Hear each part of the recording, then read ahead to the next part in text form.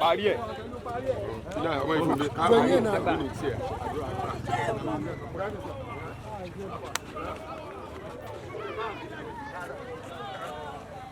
Láì tán. Ọ̀gá mi. Àgbà. Ó tiẹ̀ ní sọ̀rọ̀.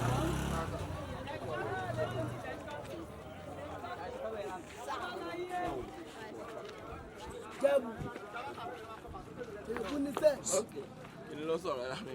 Ó di iPhone. Ẹ máa fún máìkì. Fẹ́ ti rí jẹ.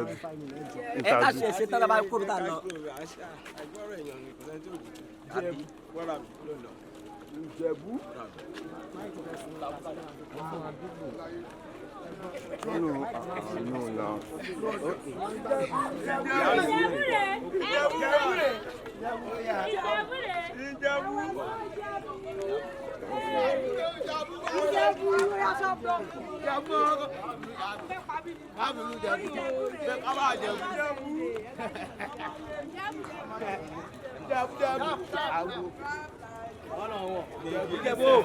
Báwo?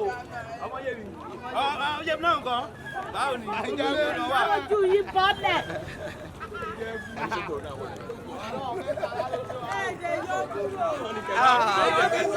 Okay.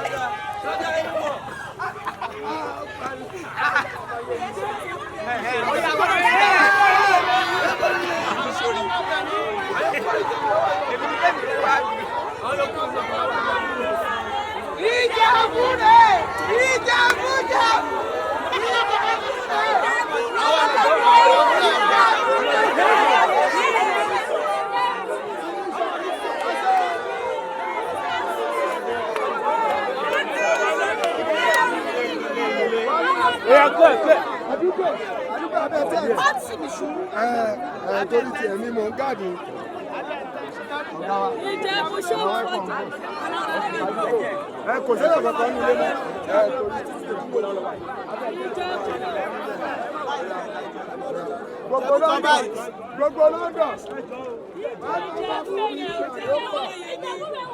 Gbogbo South London, gbogbo London ti jẹ́. Gbogbo police, gbogbo elephant àkàsù wọ́n ti jẹ́ kí wọ́n.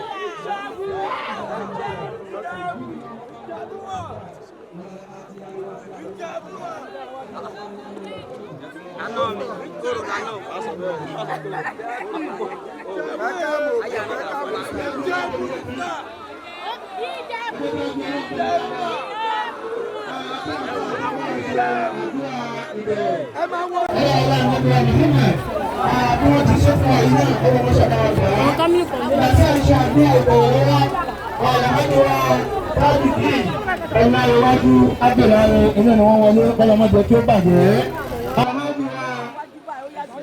Muhammadu Jamiu Kakawa Akínyẹsí Ìdókò Alhaji wa Abdulrasaq corporate picture kọ́lọ́mọdé ó bàjẹ́. Alhaji wa ní ìlú ìjọ àwọn àgbàgbọ́ yìí wọ́n lẹ́gbẹ̀ẹ́ Alhaji wa Tọ́lá wọ́n kẹ́kẹ́ gbogbo àwọn àgbàgbọ́ jẹ́ aṣáájú gbogbo ìlú àbíkọ́ ọmọdé bàjẹ́. Gbogbo àwọn fáàtì wọ́n ṣe wà fún wa àwọn àgbàgbọ́ àwọn olókùn. Akínyẹsí àpẹẹsùn ní ọ̀gbọ́dọ̀ ọmọdé bàjẹ́.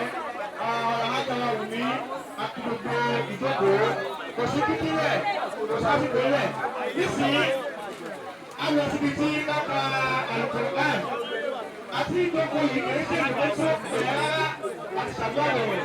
A lọ kíka Al-Qur'an bí èèyàn bá ti lọ báyìí èyí tí fi ń dájú tí fi ń lọ ìbáríkàjù tí fi ń ní àǹfààní jù ilé ẹni kí a fi Al-Qur'an sàn.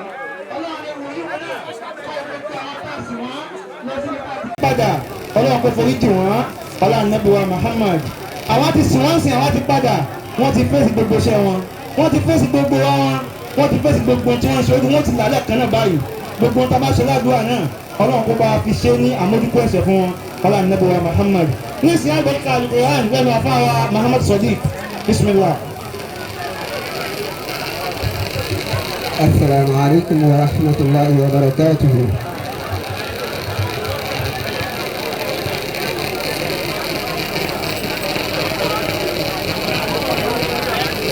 ẹ dákun torí tọ́lọ́ àti tànàbíwá Muhammad فإذا قرأت القرآن فاستمعوا له وأنصتوا لعلكم ترحمون.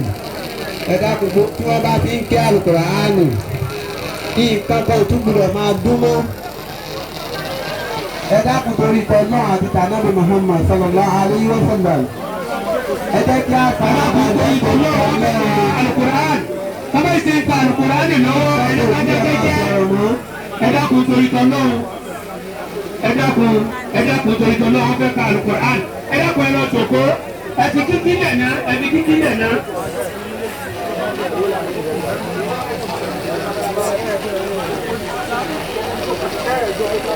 ẹ dákun àyè kámẹ́rà wọn ẹ pílẹ̀sì ara yín ẹ pílẹ̀sì ara yín. ẹ̀yin kámẹ́rà náà ẹ̀yin ẹ̀ ti ń dógun wọn ẹ̀ ti pọ̀ jù ẹ̀ ṣe díẹ̀ díẹ̀.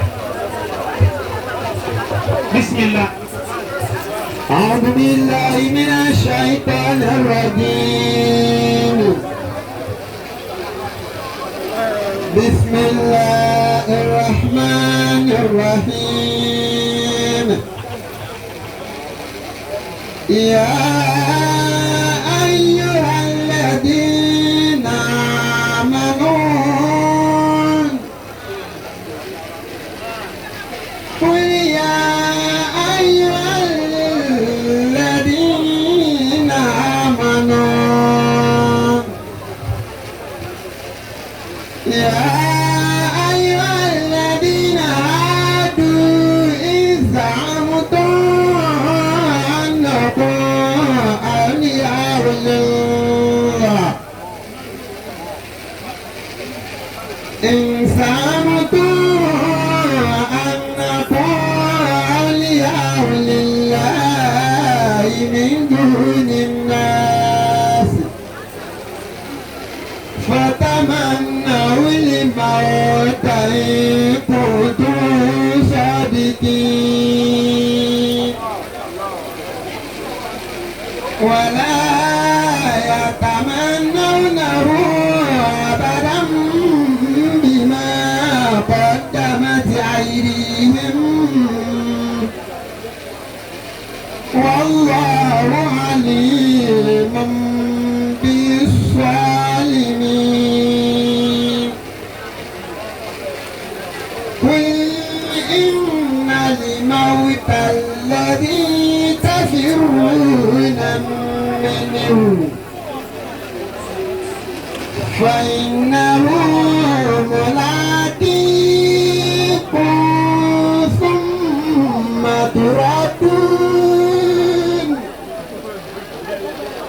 ثم تردون إلى عالم الغيب والشهادة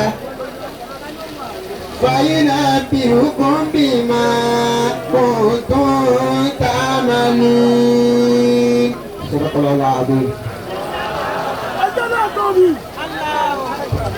ẹgbẹ́ tí a pariwo ọlọ́run ọba lẹ́tẹ̀ náà ẹgbẹ́ tí a gbé ọlọ́run ọba tóbi dáadáa